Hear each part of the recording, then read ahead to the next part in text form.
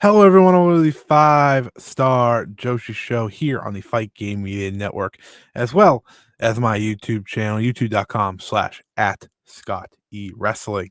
But I want to thank everyone who's tuning in for getting the channel to 500 subscribers, whether you found the channel through this show, whether you found it through just Google search, whatever it may be. I greatly appreciate it, and it means the world to me.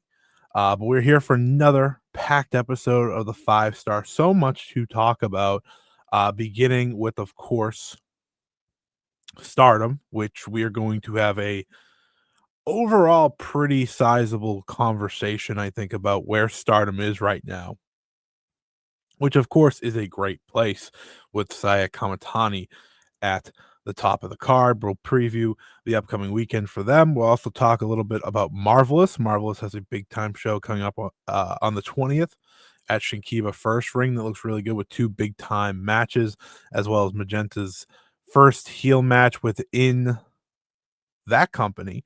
We'll also discuss Marigold as well. That will be our kind of big closer because we're going to talk about their busy weekend, their busy upcoming weekend, and give you some plans regarding Shine Forever, which is coming up next weekend.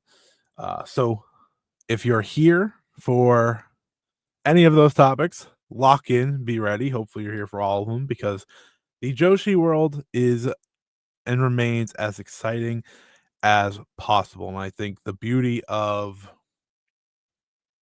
so much going on in so many different places is we have so much to talk about each and every week. So it's always a blast with Stardom obviously still coming off their biggest show ever with All Star Grand Queendom and the fallout of everything. That is going to be our big topic point here. So let's cut to the chase. Let's get right to it. Let's talk the World Wonder Ring. The World Wonder Ring itself had a relatively big week, obviously, with the Korakuen Hall show, the first Korakuen since All Star Grand Queendom, and including the first defense for Saya Kamitani, who will be our big topic point here today. Now,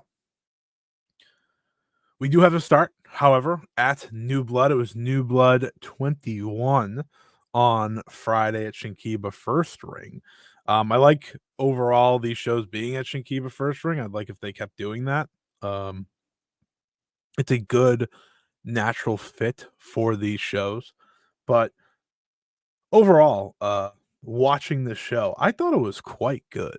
Like that was my main takeaway is I thought this was quite a solid show in terms of the new blood expectations that I have because you had some really solid matches, including one true standout match, I thought. But even putting these two together, Kira Kuragane and Yorihime in the opening, I think you are again further establishing them as hopeful longtime rivals. Obviously, Kuragane finding her home in Mi Vida Loca and starting to get wins, back to back wins over the weekend specifically. And then with Yuri Hime, I think she is a budding prospect as well who is finding her way. She hasn't found her faction yet, but I think there's a few places that are going to want her on their side. We're also so like this match with Kuragane winning, I thought was a nice touch, honestly, because she's the one in the faction. Let's start heating her up. It was a big time win for her and a fun opener nonetheless. Next up, we had Young Kozen, Aya Sakura, and Sayaka Kurara. They defeated Asuka Fujitaki and Saran. This match was a lot of fun as well. Young Kozen's a very good duo, and we'll talk about this a little bit when we talk about Sayaka Kurara and the next steps following her World of Stardom Championship match. But I do think there's a lot of value for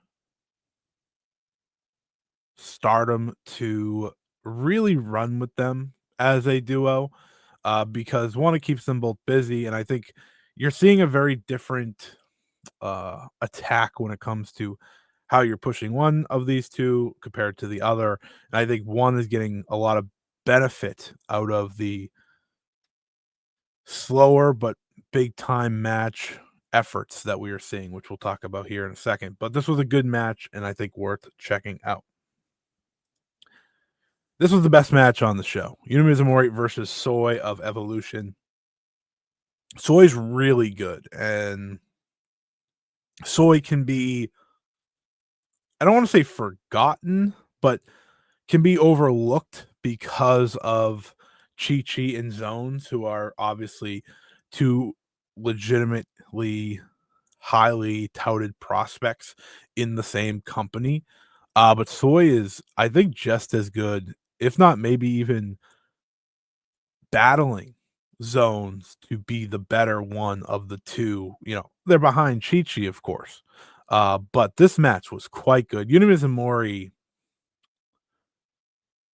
so perfectly brings every bit she can to a match.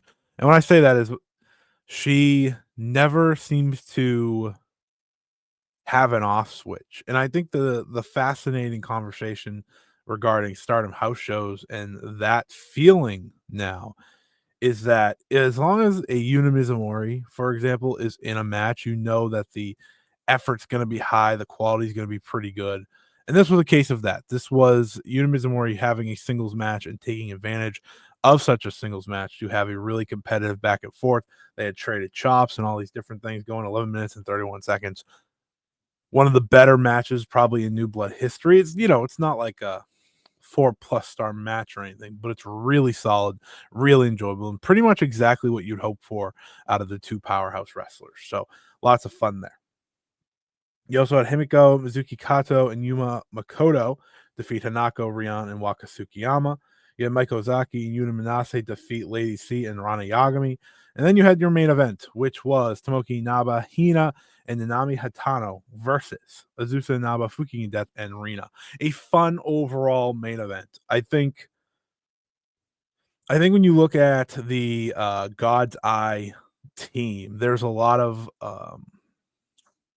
potential here. You know, I think Nanami has always proven when she's come in for these shows that she has a lot of talent and is someone to pay attention to. And, you know, she's technically been God's Eye for years now. The same goes for obviously Inaba and Hina, which brings me to the point about the Inabas. If you haven't seen it, go out of your way to see it. Takataichi Mania from 2 weeks ago. It was Inaba versus Inaba, and they absolutely crushed it. I think we've gotten to the point with Azusa Inaba where if you were to make a list of the future stars of Joshi, she is comfortably in the upper echelon of that, especially for wrestlers who've debuted the past couple of years. I think she's incredible, and she might be better than her sister at this point, which is not a knock on Tomoka by any means, but more so a credit to what Azusa has become. I also think New Blood's just benefited by still being the Rena show. You put her in the main events, you know what you're going to get. You're going to get a strong performance and a strong match, and that's what this was. Hina ended up pinning Fukigen Death to get the win, and the future Stardom champion stands tall in the end. We also had the Strong Women's Championship three-way match at New Japan Resurgence on last Friday. It was Mercedes Moné defending the championship against Azumi and Mina Shirakawa. As I had predicted last week, as I had believed, there needed to be a reason for this to be a three-way. And the reason was Azumi was winning the championship. Now, I think there is a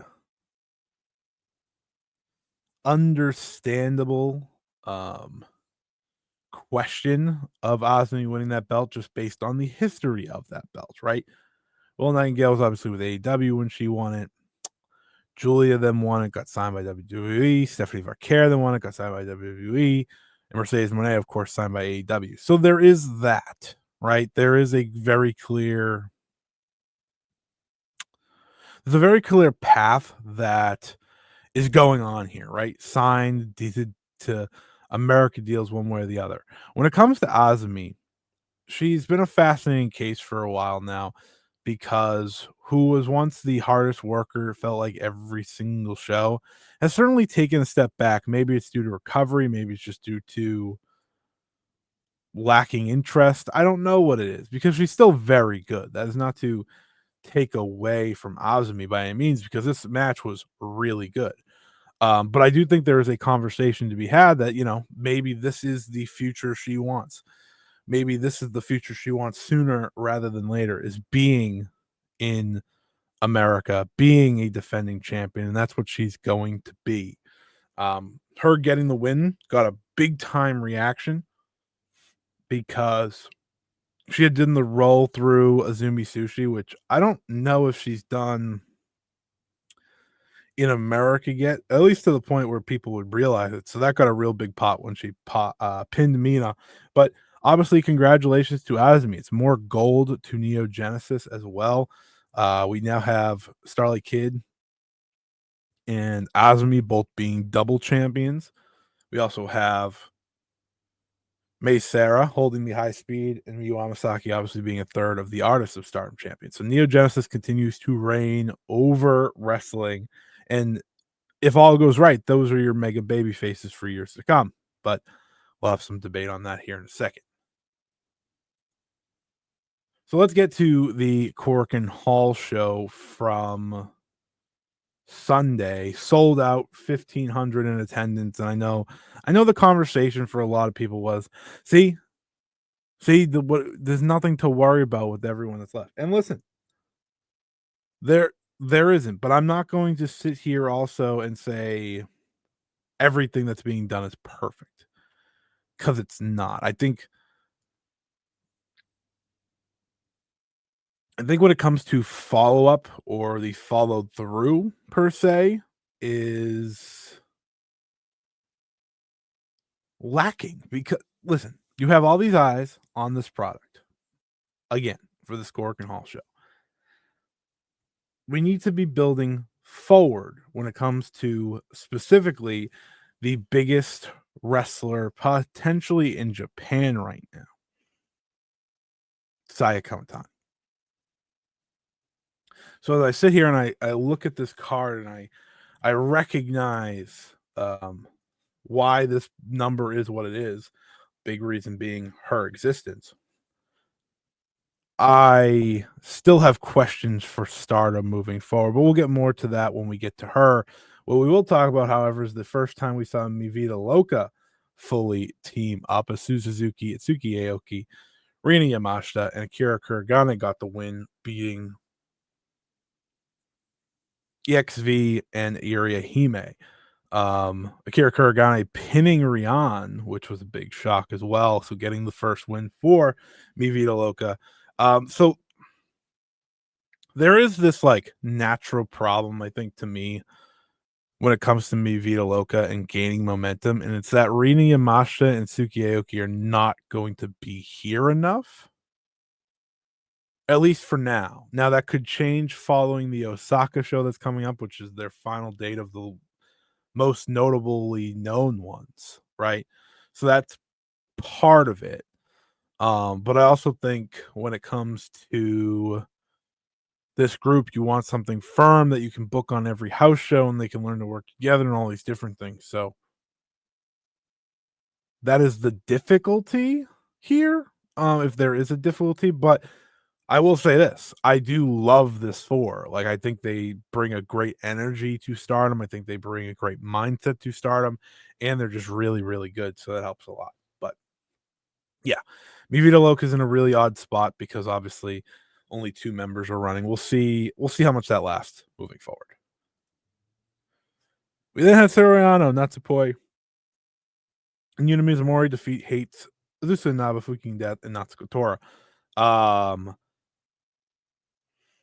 So the Korakuen Hall crowd was there for Saya Kamitani. Let's just get that out of the way now. There was obviously a good amount of fans that were there for Stardom overall, but the overwhelming majority were absolutely there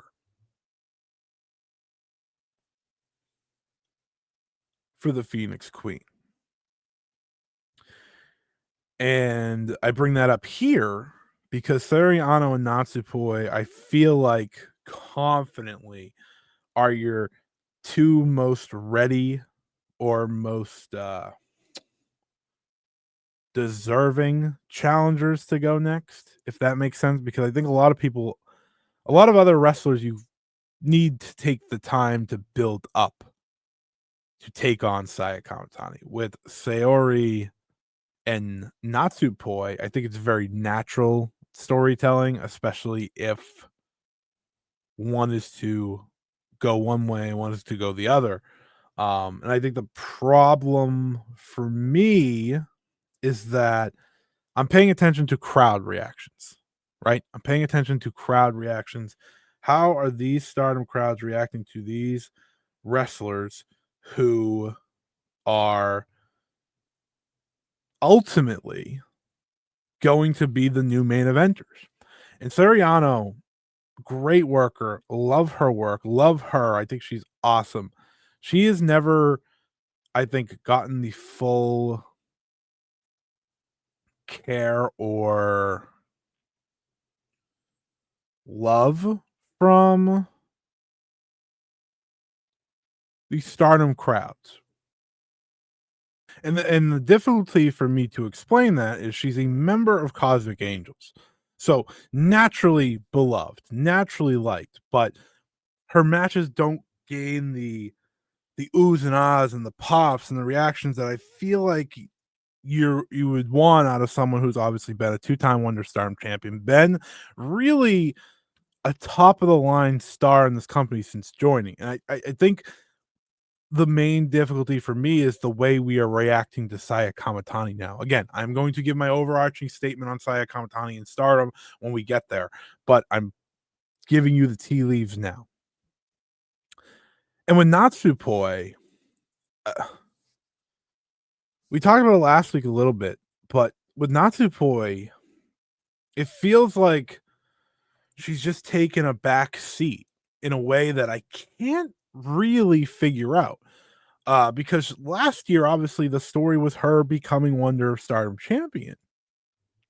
And obviously, I think that reign missed the mark on many people's expectations, mine included. I think knowing Natsupoi and her abilities, it could have been so much greater. So when they lined up with Hayden in this match, I thought one of them would challenge at the end of the show. That did not happen. And we'll talk about why. Again, I find that to be a problem. I'm not, listen, I'm not here to be the one that reigns on the parade of stardom, because at the end of the day, as I'm going to say in 5-10 minutes, this company is red hot, and it's going to be red hot until one person loses the belt, and that's when the questions begin, because Saya Kamitani is undeniable. However, there are still critiques to be made. There are still worries naturally from myself because of uh the overall pro wrestling aspect of this. But again, we will continue on. My apologies. Moving on, we had stars Hana, Hazuki, Koguma, Saida, and Momokogo teaming up for what would be the final time as a faction against God's Eye, Saki Kashima, Rana Yagami, Kyoko Kotatsu, and Tomoka Inaba. Let's guess, the match itself is whatever, honestly. Like, it's fine. It's a pretty good match. No problems about that. All these wrestlers are very good. Like, again, not a surprise. This conversation is the post match and the end of the true stars. Listen, I've said it before. I'll say it again. Stars was no longer stars when Mayu walked out the door, right? But this, watching them make their entrance without, again, to the stars theme without Mayu, felt weird and wrong. And watching these two teams try to team together, it felt fine in the match, but you knew, I said it last week, this was gonna be the end, right? And it was kind of the end. So after the match, Hana gets on the microphone and essentially kicks out Hazuki. Like, let's Hazuki and Koguma. Like, I know it's like, oh, we want to be opposed, but it was just pretty much kicking them out. And Hazuki gets on mic and they accept, and they're going to take FWC to the world, yada yada yada. The problem for me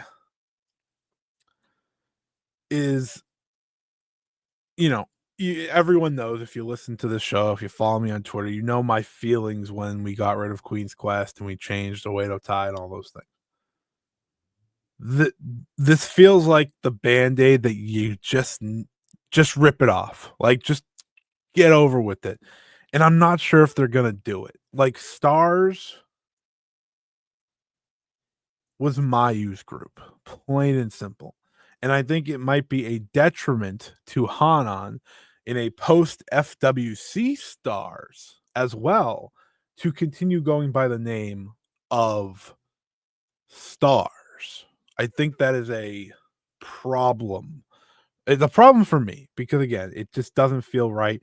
I also noticed that Hanan would not say Mayu's name by name. She just talked about former leader. Hazuki did, because Hazuki doesn't give a shit, and obviously very clearly, based on her comments, loved Mayu.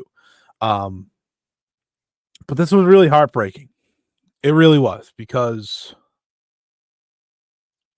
it felt like the end of a faction that has long been my favorite faction. And it was, writing on the wall. It knew it had to happen, knew it had to happen. Um, but it's still emotional. It's still surreal, and we all continue to ask ourselves, then what actually is next for FWC, a tag team that many would debate is the best tag team in the world? What is next for them? We don't really know. We don't really know. We don't know where they're going, what they're doing, but we know that they're sticking around. Hazuki said, I'll always be a part of Stardom, and I am here to say that I do feel the hope for a Hazuki Wonder of Stardom title reign is long gone. I just, I get weird vibes about all of this and the way it's been handled and the way it's going, just them leaving and saying we're bringing this tag team to the world. Listen, I love FWC, but Hazuki is so much better than just being a tag wrestler. And this did not give me the confidence I want to have regarding the next steps for FWC. Now, in terms of Hanan and Stars, it is now just Hanan, Saida, and Momokogo. That is your faction moving forward. Becomes a question of who joins the group and when and all these different things. Hanan was always going to be the heir apparent, but even still, it feels like the way this is all gone, she would benefit so much from being and setting the tone as the ultimate babyface faction, but under a new name. You are asking a lot to live up to the Stars name. You're asking a lot to try and continue on that legacy or craft your own legacy, when it's easier to craft your own legacy when you're not carrying a previous one around you. And I think that is what should be done. Overall, just a sad post match, an expected post match, but a sad one nonetheless. And it leaves more questions than answers in terms of what Stars is going to be. But at least we got the answer of, will Wingor and FWC continue to work together? The answer was very clearly no, not going to happen. Then we had the real, folks. We had the real Syuri versus Aya Sakura. This match was really good. I mean, there's no difficulty here. Aya Sakura rules, Syuri rules. Sometimes it's this simple. Like, sometimes you don't have to overcomplicate these things. You just put two badasses in there and you let them fight. You let them have a match. And Aya Sakura, I think, is taking the right steps you need to see, right? Big time singles match with Syuri. Obviously, the big one coming with Syuri at the Natsu Sayori show. I think it's very, clear to me that she is the most capable rookie in Stardom. Like, if you ask me who has the brightest future, Obviously, it's the young Kozen duo, but I will side with Aya Sakura 100% when she's putting on performances like these. After the match, though, we got a lot. We got a lot revolving around the IWGP Women's Championship. Syuri will defend the championship in England, which was obviously not expected, I'm sure, going into this show, but we did know that she would be heading to England at one point. She will defend the championship in Pro Wrestling Eve on June 6th against Alex Windsor. Alex Windsor, obviously a very talented wrestler. You've likely seen her before, one way or the other through one company or another. She's wrestled in TJPW. She's a former TJPW International Princess Champion. She's a former Eve champion, Rev Pro British Women's Champion. Some of her most notable matches. Again, this is someone who I do find to be quite good. She had a very good match this year alone with Miyu Yamashita. Not Miyu Yamashita, my apologies. Well, she has had good matches with Miyu Yamashita that you could check out. But I mean the match with Jamie Hayter from this year. She's also had some good matches with Danny Luna. She had the match with Stephanie Vaquer last year at Resurgence, funny enough. So timing is everything. She had a match with Athena, I think was it Ring of Honor? It was the Global Wars Australia show. There you go. So very good wrestler. Now she's going to step in there with Syuri. And the caveat to this is that the winner of that match will defend the IWGP Women's Championship at Yoyogi, as I expected, against Syuri next month. So Syuri continues to enter the Stardom ring. She is awaiting the IWGP Women's Championship. She is awaiting Syuri specifically. So that's very exciting. Syuri, we know, will wrestle later this month on the Natsu Sayori show, which will be a lot of fun, but this is the big match. This is the big staple. It'll be fascinating to see what else happens at the conversion in June, because this is as big as it gets. This could be your main event, but you know they are going to have something for Saya Kamitani. I don't know if it will be something that follows the lines of what the conversion was or not, because obviously last year the conversion was seeing the end of Queen's Quest. So we'll have to wait and see, but that match is official. So Syuri getting a title defense before the Syuri match. Something tells me the writing is on the wall when it comes to how long the Syuri reign's going to last. But hey, I'm excited for the rematch. Could be one of the best, if not the best, match of the year. And Starlight Kid, Haruka Umasaki, and Miyu Amasaki team up. They face Konami, Rina, and Ruaka. Konami, Rina, and Ruaka were all pivoted, or they were all maneuvering to get an Artist of Stardom championship match. And then they just lost. This was the most confusing aspect of this show, because these three are setting up for a artist match and they lost. So I was like, okay, that means like probably Mivita Loca is going to challenge or something. So after the match, Mivita Loca comes out. And then they set up a contenders match at next week's Korakuen instead. And I said, what? Like, why is the team that just lost to no offense to Haruka Umasaki, but the lesser version of the Artists of Stardom champions, literally on this show? And it wasn't by DQ or anything. They just straight up lost. It was a mind-boggling decision. But at the Korakuen, we will have a deciding match. It'll be Suzuki, Rina Yamashita, and Itsuki Aoki versus Rina, Konami, and Ruaka. The winner will face Starlight Kid, Miyu Amasaki, and Azumi in Osaka for the Artists of Stardom Championships on the 24th. So lock in for that. Just odd. Just really odd the way this all went down. But the next match was the CMLL Japan Women's Championship match. Yuvia defeating May Sarah. I don't know why this match was scheduled. I don't know why this match went the place it did. It was fine. I will say this, because I'm about to get into the bigger Saya Kamitani conversation. May Sarah would be a perfect babyface challenger for Saya Kamitani because she's so easy to get behind with the way she wrestles and her natural likability that I think that is something they should seriously consider. Like, get the high speed title out of here. That belt has no meaning whatsoever right now. I'm sorry, it doesn't. I don't. When's the last time it was defended? Like, that belt, I feel like has been on ice forever. Um, which is crazy. It hasn't been defended since March. We are in May, about to be June with no defense. So I think moving on from that title is in the best interest of both May Sarah and probably the company at this point. But her losing here was a bummer because I don't know. She shouldn't be taking back to back big singles losses, but that's just me. And then, of course, our main event Sayaka Kurara, the Cinderella tournament winner, cashing in her wish to challenge for the World of Stardom Championship and face Saya Kamitani. This is the big topic point for really this entire Stardom section. I've been hinting at it for 31 freaking minutes, but now we're here.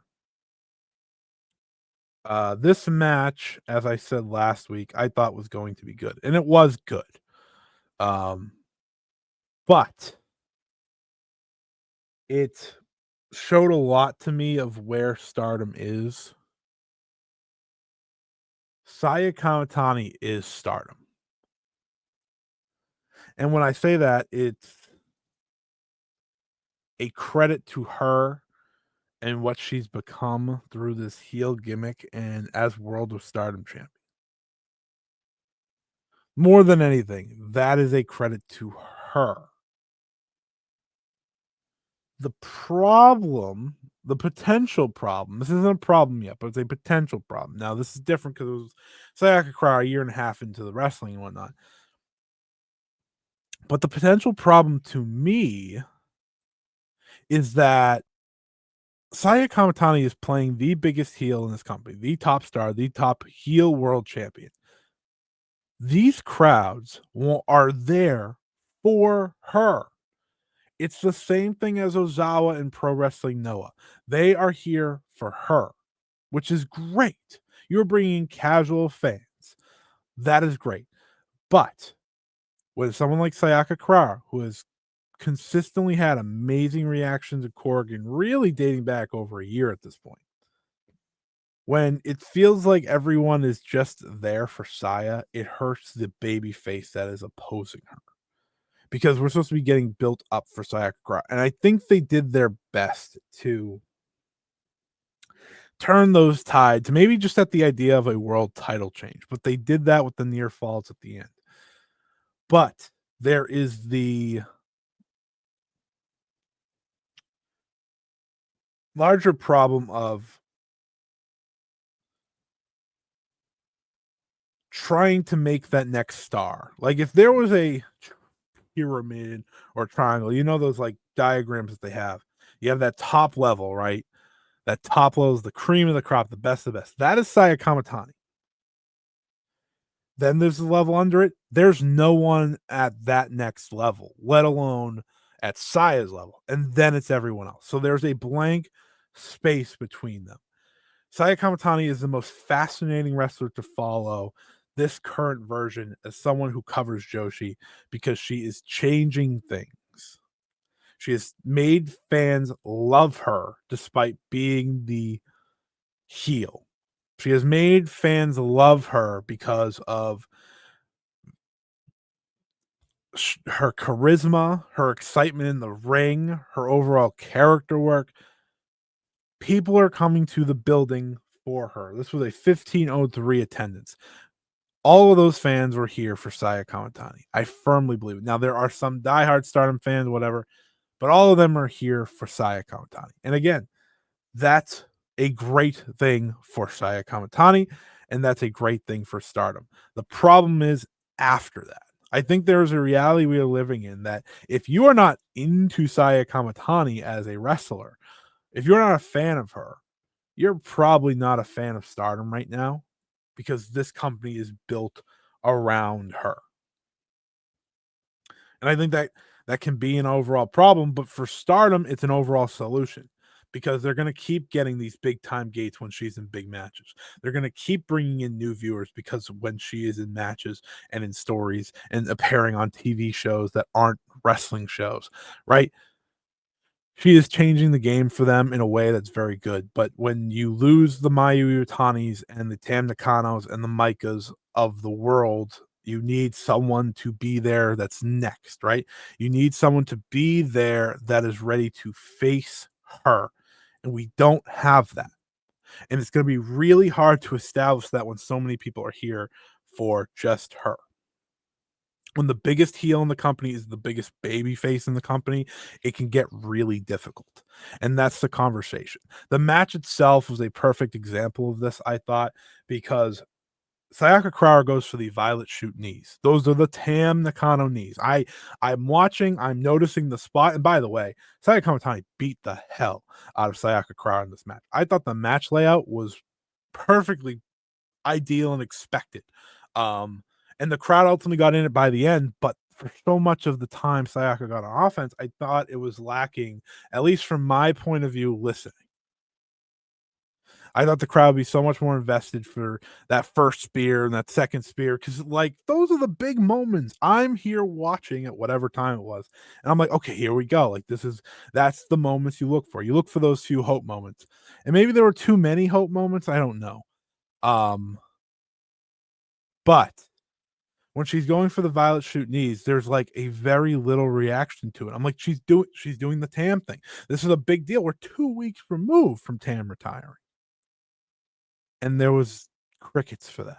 And I that's not her fault. Nothing about this, by the way, I want to stress this, is Sayaka Kurara's fault. She did the best she freaking could in this situation. You have to think of all the things stacked against Sayaka Kurara here. One, she's still very new, figuring things out very green. Two, Tam Nakano's gone. That automatically is a big deal for someone like her, obviously, losing your teacher and someone you learned under.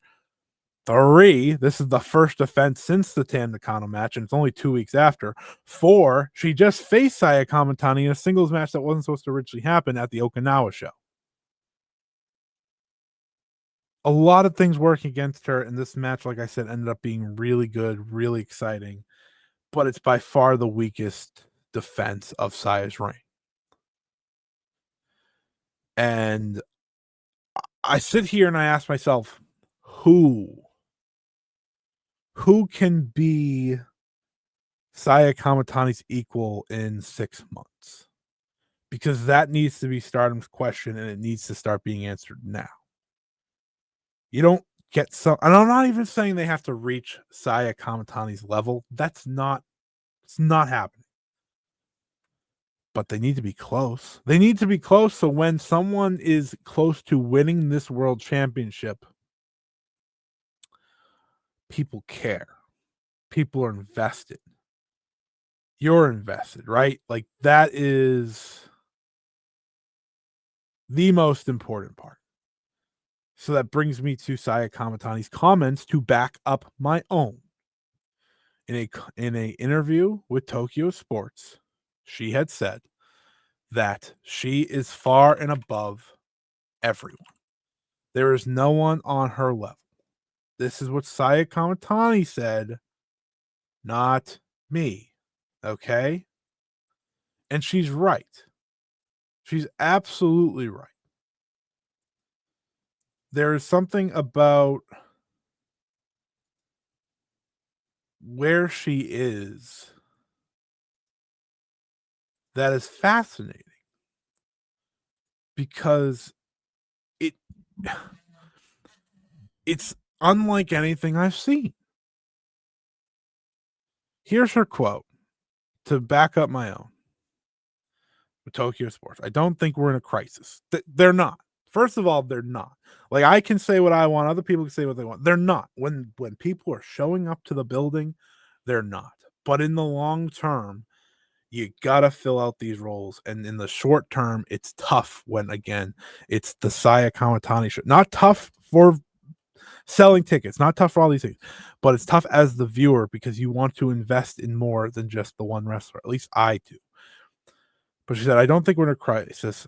Saya is the red belt champion, so Stardom is safe. The turnout is good. The number of families is increasing, and the number of female servants is also increasing rapidly. I'm being featured in the media. I'm sparking a boom in women's pro wrestling right now, right? I think I'll keep going like this until I reach a place that no one else can reach. And she's 1000% correct. That is why Stardom is going to be just fine for months and months and months, as long as she holds this title. To me, I don't see this slowing down anytime soon. But at the same time, there is the other point of this, because she also said, I hope someone comes along who can compete with me, because Saya Sama is running on her own right now. That is the biggest challenge. She is alone. She is. She is alone. I stress that enough. And that's when you start to take notice. Who makes sense in the immediate and in the long term? But don't worry, I came with answers. I came with obvious answers, but answers nonetheless. Suriano, Hanan, and Natsupoi. These are your immediate and long-term answers. For Suriano and Natsupoi, we talked about it last week. It's very obvious. The follow-up from Tam retiring, right? These two are, I think, the most primed for the world title picture, not named like Suzuki, who's already challenged. Suriano and Natsupoi have never challenged for the World of Stardom Championship, but both of them make sense to follow up from Sayaka Kurara failing. I think Sayori goes first and Poi goes. It doesn't matter on the order, but they are the immediate options. The long-term option that I do think Stardom is going to go with and build with is Hana. And I think Saya Kamitani gave that away. I think Saya Kamitani told us that's where we're going.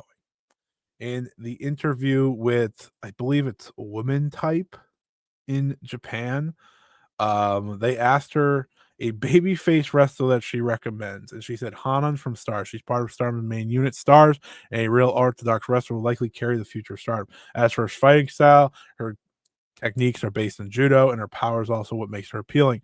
Her frantic fighting style is great. I think she's a wrestler who will carry Stardom, the next generation of Stardom, so I hope you'll keep an eye on her. I think that is her giving us the idea of what to look towards. And Hanan, to me, is the obvious answer here. I've been saying it for a couple months now, and I know a lot of people like, she makes sense for the Wonder. Listen, I agree. She should have won the Wonder and all these different things. But at the same time, we are in a different phase now. Mayu's gone, Tam's gone, Micah's hurt. Mina's gone. Like, all these different options that made a lot of sense to be Saya's rival are gone.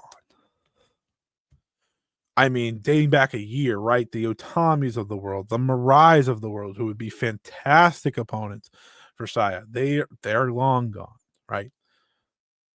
So you look to Hanan. Who is that next baby face that you hope can become a super duper baby face? It is her. 1000%. And you look at the 5-star Grand Prix. That is how you can make a star. But you have to start building now. And I think that's what they're doing. I think that's what we're doing with her now leading the main unit. You know, I said what I said about Stars. I'd like them to change the name, but it can still be their Hantai group, right? That's still the Stardom Army, whatever. And her leading the way is them telling you this is who we believe in. Saya Kamitani saying what she said says this is who we believe in. I think Poi and Sayori are good bridges to Hanan. But Hanan is the one, because as far as I'm concerned, we have watched the Wonder Stardom title go from, oh, maybe Hanan will be the next champion to it's Rena. It's Rena, folks. Like, Rena should absolutely be taking that title from Starlight Kid. Hanan, to me, isn't in that place anymore. She's instead in the World of Stardom place, and she needs to be, because Stardom needs her to be. And I think she's capable. So That is my thought process on all this. I wanted to put it all out there because Stardom is not in a crisis. And I talked about it last week, and I talked about the world title match and how Kurara, I don't think, was necessarily ready. But in the end, she did the best she could in the situation she could. A situation that, again, I don't know if anyone necessarily fully succeeds in. What she did was probably the most successful you're going to get out of a young star against the most popular wrestler potentially in Japan, not just Joshi. So now it's time to build with these two. It's time to build with Sayori. It's time to build with Poi. And it's time to long-term build with Hanan. Even having her win the 5-star Grand Prix, challenging and failing, but long-term, maybe next year, because I don't think Saya Kamitani should lose the championship until next year. She can be the one to do that. Because you're going to want to make her the baby face that the crowds love, that the baby face, the baby face that the fans can invest in. And you're going to want to use Saya to do that, but it's going to have to be more than one match. And I think that is kind of what I'm gracing here. And I will say this, the other thing about this, and while I feel, maybe some of this feels doomish and gloomish, at the end of the day, this is also the exciting part about Stardom, is seeing who steps up. These three feel like the easy picks for me in terms of the short term and long term, but you never know who's going to step up. You never know who's going to catch fire. That's the beauty of pro wrestling, right? That's the beauty of it. So these are my picks. I also think May Sarah is a great option long term or short term, whatever, for babyface versus Saya. I think, Kid, obviously, there is the difficulty. I understand. And of course, there's Momo Watanabe. Momo Watanabe, we keep in the back of our minds because of history, because of hope. And I won't rule that out. But in terms of what Stardom is trying to do of making a new top babyface star, it's hard not to look at Hanan as exactly what they want to do there. So I hope you liked my thoughts. If you're listening to this on YouTube, leave a comment. Let me know who you think should be the long-term project for Stardom of making a top babyface. Because right now, Saya Kamitani is the top heel. She's the top babyface. She's the face of the company. That's not stopping. That is not stopping, and that is a beautiful thing for Stardom. That is a beautiful thing for Joshi Wrestling. But she's going to need help eventually. And Tam's not walking through that door. Mayu's not walking through that door. Micah's probably out for the rest of the year. So let me know. Is Hanan your pick? Is Starlight Kid your pick? Is Momo Watanabe your pick? The beauty of the Stardom roster is there's a lot to pick from. It's just a matter of who makes the most sense and who will get it done. So let me know, please. I'd love to hear. Let's take a look at this weekend real quick here for Stardom. This Saturday, they're heading to Nagano for some house show matches. We'll talk about it here in a second. This is not in order, I think. Yeah, this is the match that will be happening at the. Oh no, I'm correct. It's Suzuki and Koguma. That was my throw off. So this show is in Nagano on Saturday, and Hazuki and Koguma are teamed up with Suzu again. So wink, wink, nudge, nudge. Don't get my hopes up again, but I love it.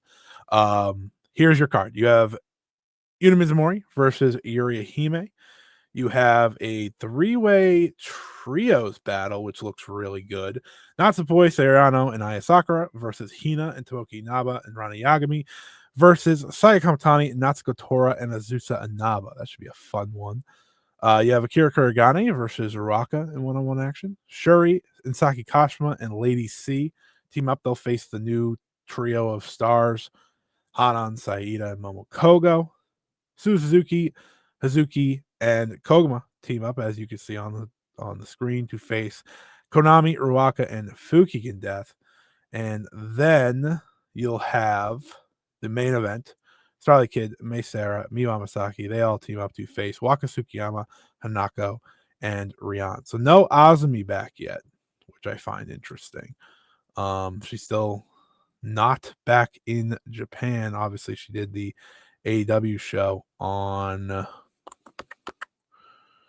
Wednesday. So we'll see. We'll see when she gets back here. I think she's back at the Korakuen, but that's just me guessing. Anyways, next up in Toyama on Sunday, you have Lady C, Rana Yagami, and Tomoki Inaba. They'll face off with Yuna Mizumori, Aya Sakura, and Sayaka Kurara. This should be a fun opener. Waka Tsukiyama goes one-on-one with Fuki Gendet. Syuri, Saki Kashima, and Hina team up. They'll face Natsupoi, Soriano, and Rian. Suzuki teams up with Akira Kuragane and Yuri Hime to face Konami, Ruaka, and Rina. So, way to heat them up ahead of their face-off. Starlight Kid, Mei Sarah, and Miyu Amasaki, they'll team to face Hanako, Hazuki, and Koguma. And then your main event. This is kind of interesting, obviously, as someone who just talked about this ad nauseum. It will be Hanan, Saida, and Momokogo facing Saya Kamitani, Natsuko Tora, and Azusa Naba. So could this be the tease of maybe we just go right to Hanan? Maybe we do that match that I said of, you first establish her with a match with Saya, but she loses, and in the long run, you build her up to be the one to dethrone her. Maybe this is what they're doing. Maybe this is the start. I'm fascinated to see if they're willing to make a big time challenge on a Toyama show, but I found this very notable as the main event. So we'll have to wait and see there. And then on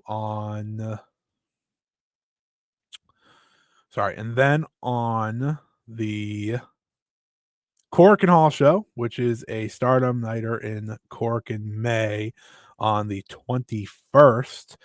We're going to have some debuts, some more rookies joining the world of Joshi, which is always very exciting.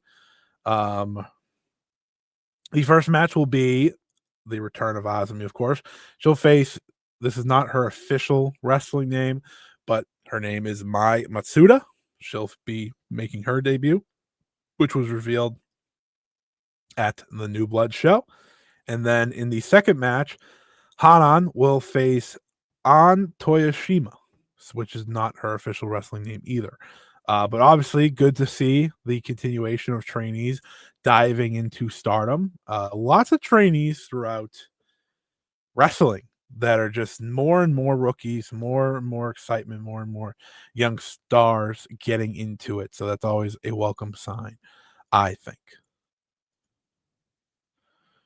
Next up, we will see Yuri Hime, Kira Kuragane, Hazuki, Koguma facing Rana Yagami, Tomoki Inaba, Saki Kashima, and Kyoko Kotatsu. Should be a fun one. We'll have Saida and Momokogo. They'll be teaming up with the Neo Genesis duo of Miyu Amasaki and Meisera. They'll take on Saya Kamitani, Natsuko Tora, Azusa Naba, and Fuki Death. So a low card match for the World of Stardom champion. Again, I think by this point, we will get a challenger for Saya or some angle for Saya heading into the conversion. Feels like this is the point you're going to want to do it by. So we'll have to wait and see.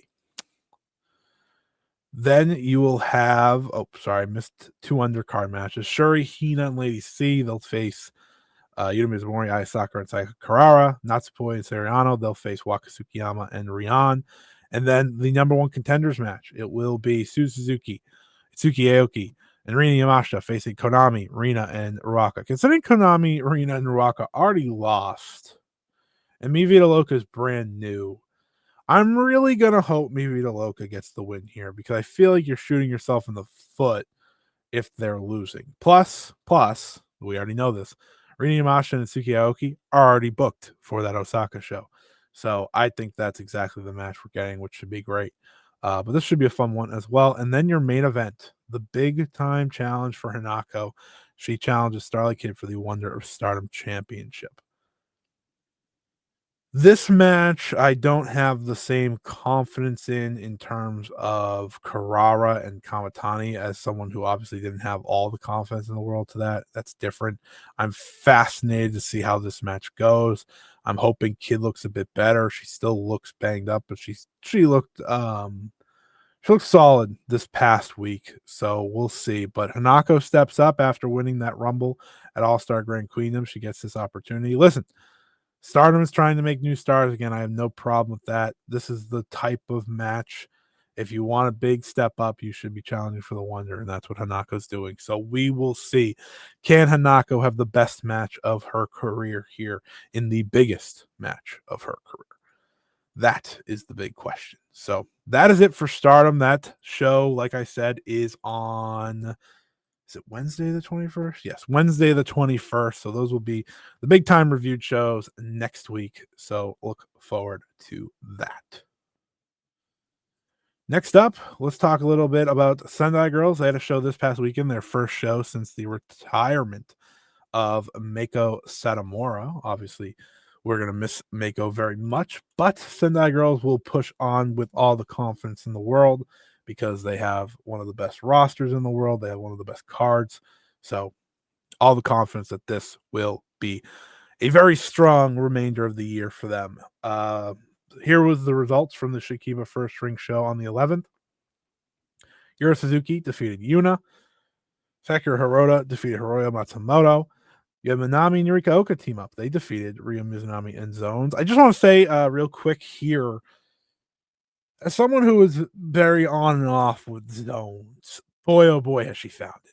I think she's really found it recently. I think she has figured out the powerhouse aspect that you were hoping for out of her, the natural aspect that I think she kind of presents. And this was a good showing from her in defeat. Then you had the semi-main event, Team 200 kilograms, Shiro Hashimoto and Yu defeating Lana Cross and Sadie Gibbs. This was awesome. This was crazy. Sadie Gibbs is out of her mind.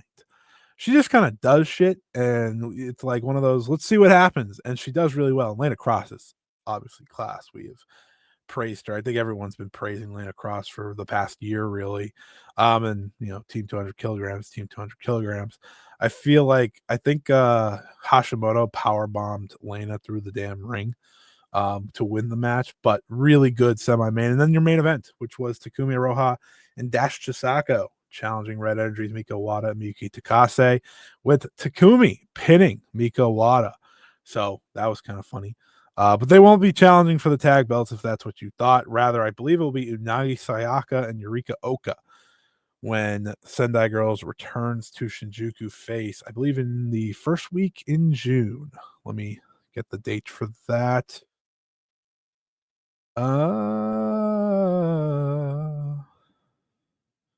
Maybe. I don't know when it is. This is what happens on my podcast. You think I'd have the date ready, and then I don't. So I apologize. But they will be facing off against Unagi and Yurika Oka, which is a fascinating decision, especially since this one. But Yurika Oka, obviously the former champion, Naomiya Momino. So Unagi Sayaka steps up. This week, Marvelous brings together a really exciting little card here that I'm quite looking forward to. Starting on Tuesday, the 20th, at Shikiba First Ring. The first match will be Amira versus Tsuki Aoki. Second match will be Titus Alexander versus Robert Martyr versus Ryan Clancy. The third match will be Magenta's first match as heels in Marvelous. They'll take on Johnny Robbie and Sadie Gibbs. And the semi-main event, which was a real nice surprise, and Nai Takahashi will have the second to last match of her career as she teams up with Ai Hozan to face Senka Akatsuki and Sora Ayame, the Reiwa Crush Gals, or I don't know if we're officially calling them that, but I'm rolling with it.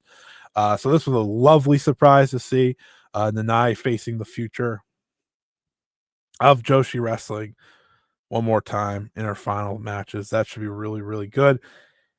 In your main event for the AAAW Tag Team Championships H2D, Ryo Mizunami and Sonoko Kato defend against the tag tournament winners, Takumi Iroha and Sari. This match is going to be awesome.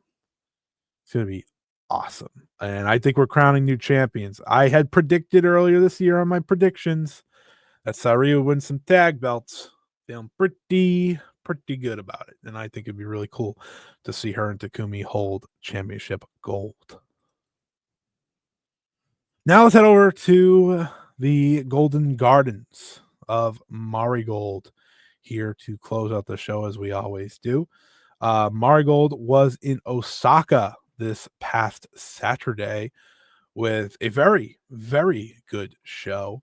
I thought this was one of their best house shows to date, and it was packed, understandably so, with a TwinStar Championship match on the card. Here were the results of the first three matches, though. Kamala Minami and Yuki Minami defeated Nagisa Tachibana and Ryoko Sakamura.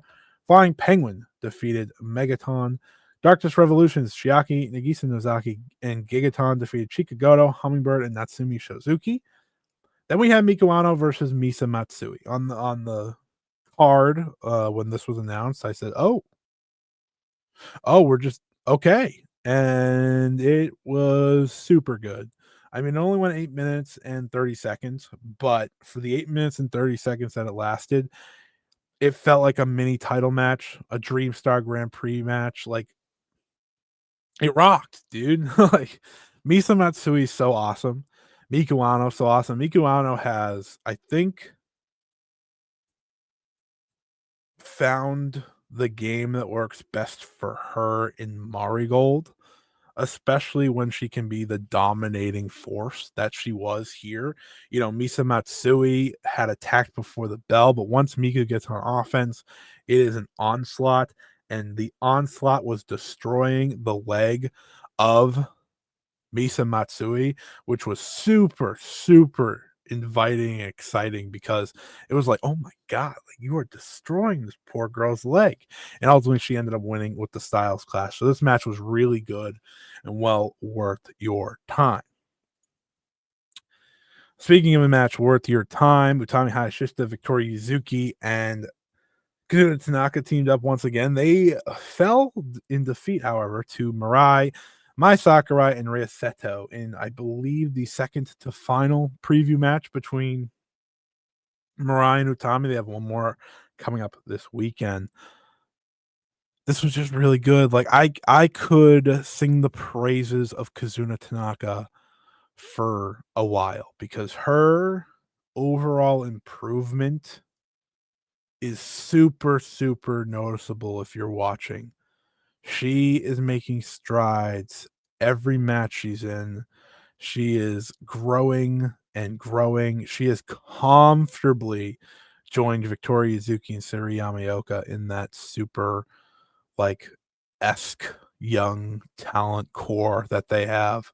I call them the big three. So, though, you know, maybe Shino makes herself part of the big four. We'll see. But this match was super good.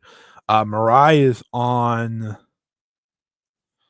another level from the other level that I said. Like, I've been saying, and I've been praising her for so long, but watching this, I was like, man, she is so locked in. She is so ready for this championship match. I'm gonna probably be very disappointed when she loses. Not because I have a problem with Tommy reigning whatsoever, but Mirai has embodied, I think, or captured what you want to see from Margot that changes everything. She's just incredible, man. She's been the ace. She has been the ace of this company. She deserves the big title shot. I don't think she's gonna win it, but I have all the hope in them. We'll be doing the preview for Shine Forever early next week. That will drop on the YouTube channel first. So if you're listening to this on the podcast feed, if you want to check out the preview early, make sure to keep an eye out on the YouTube channel, youtube.com/@ScottyWrestling. That'll probably drop Wednesday. So give you a few days with the pay-per-view being on Saturday. But it will be on the normal podcast as well. So if you want to wait till Friday to listen to it right before the show, that's cool too. But I want to give you that heads up now. And then your main event. TwinStar Championships on the line.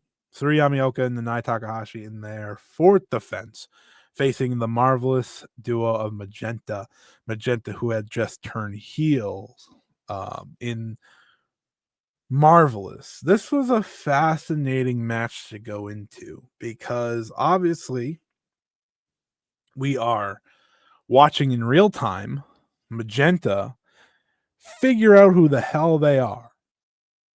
That is the very intriguing part of this, because they were always going to be the heels. But with the marvelous decision to turn them heel, it makes the Marigold Marvelous story a bit, I don't want to say confusing, but kind of a little bit messy, because they want nothing to do with Marvelous, they want nothing to do with Marigold. They're just kind of like this middle ground of we don't like anybody. So for the title match, it works. For the match at Shine Forever, it may not, but that's going to be the fascinating part that we'll see play out. Now, this match ultimately ended up being my favorite match from this past week, because Syuri Yamaoka and Nanae Takahashi are just such an incredible duo. Magenta is an incredible duo. Even though they were learning their way, listen, I will say this: there is no one in the Marvelous roster that could just instantly be heel and have no problem with it more than Maria. This is just something she was born to be. It's always been that way. She's always had that edge. She's always had that snarkiness. And boy, oh boy, was it easy for her to show that within this match. Was it easy for her to just really, really lock into and showcase to the world that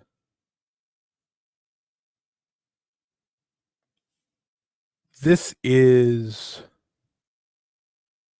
going to be something they're going to succeed with. I think for Riko Kawahata, the difficulty would be she's such a natural baby face, right? She's such a natural baby face. And that will be the game she plays. Now, she was smart in this match. She just did her shit, which was great. And when you have baby faces like Nanae and Syuri, it's easy to make it work, because Syuri sells everything like death. Nanae is Nanae. Super easy. Super easy. And the crowd was super into it. You could see the gears turning within their heads from time to time within the match. But by the end, boy, oh boy, did it get good. And as it looks like Sayuri's going to win the belt, you see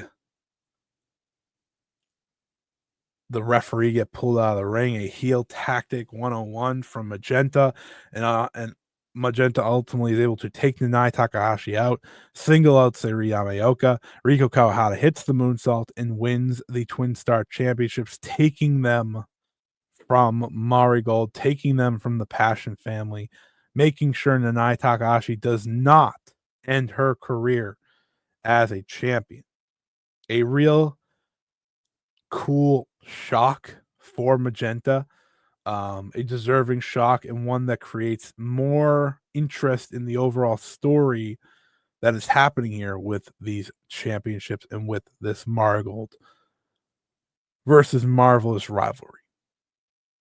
I thought the match again was super, super good. Like, just it was not the best defense they had. But I do think it was a slight edge ahead of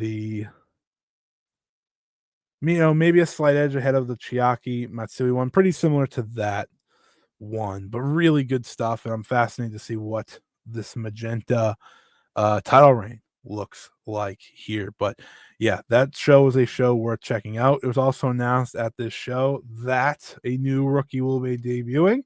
Yuka Yamazaki will make her debut in Osaka on June 14th. She joined the company in March and is ready to debut already. So that will be the third rookie that debuts in Marigold by that time, with Shino debuting at Shine Forever. Very emotional moment between those two. I think what Sayuri Yamaoka and Nanae were able to create in their few months together was really special, and was such a key way to watch Nanae close out her career. But here's your new champions in all their glory. I like them. Like, that's the thing. Like, I like what they're becoming. Like, they'll figure out the gear and all that. but I like the attitude. I like Magenta a lot. I think Maria, it's easy for her. It'll be easy for Rico, and they're still just great wrestlers. So again, really, really good match. Then there was the show on Sunday in Gifu, starting with Ryoko Sakamura defeating Cookie and Nagisa Tachibana. Misa Matsui and Gigaton defeating Hummingbird and Natsumi Shozuki. Mai Sakurai and Mikuano defeating Chika Goto and Yuki Minami. Then you had Nanai Takahashi, Sari Yamaoka, and Rhea Seto defeating Kamo Minami, Mari Manji, and Mirai. This was the final match that Sari Yamaoka and Nanai will team up in. So, the official end of the Passion family. And a fun match nonetheless. Kamo Minami, I just want to shout out her as well. She's making notable strides as well. Seems there's a newfound confidence there, which is really cool for her. And then the main event, a strong main event at that, it was Utami Hayashishita, Victoria Yuzuki, and Kazuna Tanaka defeating Nagisa Nozaki, Chiaki, and Megaton. Probably the best match Megaton's been in so far, for what it's worth. So a fun little house show there. But we look to this weekend, folks. We look to this weekend because boy, oh boy, are we here. Mayu Iwatani is back. Mayu Iwatani, after taking the weekend off, as she said on Instagram, I'm ready to wrestle. Like I'm ready to get back at it. I've had enough. We're back. We're so back. Boy, oh boy, have I missed her. I know it's only been one weekend, but it was a weekend that was notable. So they'll be doing 2 shows in Hokkaido on Saturday and then one on Sunday, starting with this noon show. You have Chanyota versus Kamo Minami versus Nagisa Tachibana. Natsumi Shozuki teams up with the Hummingbird to take on Kazuna Tanaka and Rhea Seto.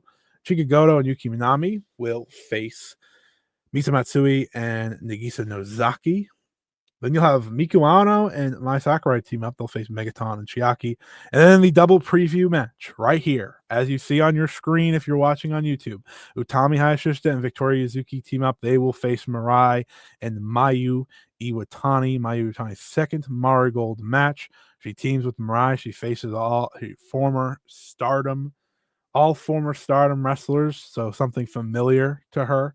I'm sure. Very excited. Like, this is as good as it gets for a preview tag. And they're just going to hit a home run. I'm sure it'll be a 15-minute draw. That's fine. But a perfect way to sell the pay-per-view Shine Forever, which is a week later. And then the biggest match of the weekend. Nanai Takahashi goes one-on-one with Syuri Yamaoka. This is huge, Like, this is the passion injection. This is it. This is the match that you were hoping you'd get. Some thought maybe it would be her retirement match, but no, it'll be 1 week before she officially retires, and she'll face the super rookie. They will share the ring one more time. Gonna be super emotional for Yamaoka, who has obviously taken a real liking to Nanai, in many ways has truly been the protege of Nanai. And it's gonna be fascinating to see what this match ends up looking like in the end. Bold prediction is Sayuri wins. I don't see that happening. A draw would be cool, but I do think this match is perfectly fine for the 4.5-month rookie to lose to Nanai, especially because Nanai is facing Mikuano. You kind of want to keep her strong, but it should be great. It's a match I am really, really looking forward to, and it's really cool that Sayuri gets it before things wrap up. And then we head over to the night show on this day, which is a very good show as well, very big show. First up, you'll get Victoria Yuzuki, Kamo Minami, and Kazuna Tanaka taking on Hummingbird, Nagisa Tachibana, and Yuki Minami. You'll then have Rhea Seto team up with Syuri Yamaoka to take on Megaton and Misa Matsui. As you see on your screen, Chanyota teams up with Mikuano to take on Mirai and Natsumi Shozuki. So cool to see Mikuano and Mirai share the ring for the first time in a long time. Then you'll have Utami Hayashishita and Mayu Iwatani teaming up. And this will be a first new one for Mayu. She'll face off with Nagisa Nozaki and Chiaki. So she gets her first taste of Darkness Revolution. Really looking forward to seeing what this looks like, obviously.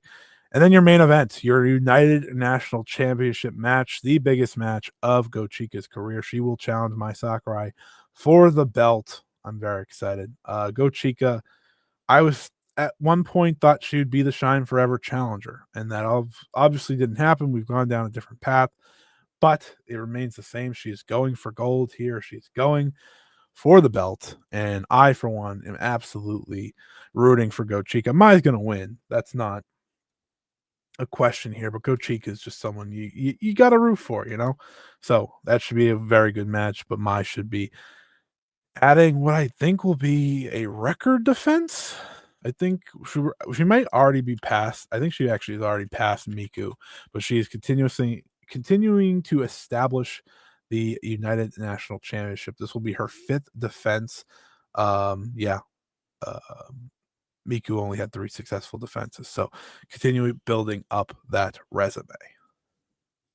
And then in the Sunday show, you'll have Kamo Minami face Nagisa Tachibana in one-on-one action. Yuki Unami and Syuri Yamaoka team up. They'll face Hummingbird and Rhea Seto. Chan Yoda goes one-on-one with Megaton. Utami Hayashishita, Victoria Yuzuki, and Kazuna Tanaka team up. They'll face Misa Matsui, Chiaki, and Nagisa Nozaki. And then your main event, it will be the final Marigold match before her retirement. It will be Nanai Takahashi, Mirai, and Chika Goto teaming up. They'll face Mai Sakurai, Miku Ano, and Natsumi Shozuki. That should be one hell of a trios match. I'm sure they're going to all go all out for Nai in her second to final match of her career. So it should be a lot of fun. But that is it this week, folks. Thank you for listening. Hope you enjoyed. Hope you enjoyed our Stardom conversation, our indie aspect conversation, and Marigold conversation. The Marigold conversation is going to be very, very heavy over the next couple of weeks. Obviously, with Shine Forever coming up, I'm probably going to do some sort of live show for Shine Forever on Saturday the 24th. Haven't figured out what time or anything yet, but stay tuned to the Twitter at Scott E Wrestling on Twitter and Blue Sky. I will be tweeting that out. Like I said, the preview for that show will be up on the YouTube channel early. So if you're a podcast listener and you want to hear it early, make sure to check the YouTube channel. It'll be out Wednesday. That's the plan. Before I get out of here, though, let me plug in the newest video on the YouTube channel, Tam Nakano's Legacy, a personal look at Stardom's Twilight Dream. That is up live now. You can check it out. Very proud of that video. I gave my personal thoughts on Tam and my favorite stuff from Tam's career, from Risa Shiki rivalry, Mayu Utani relationship, the gauntlet match where she had to get kicked out of Oedo Tai, the long running rivalry with Julia, and then of course everything she did with Saya Kamitani. I also at the end of that talked about her overall legacy for an hour and a half, longer than this podcast.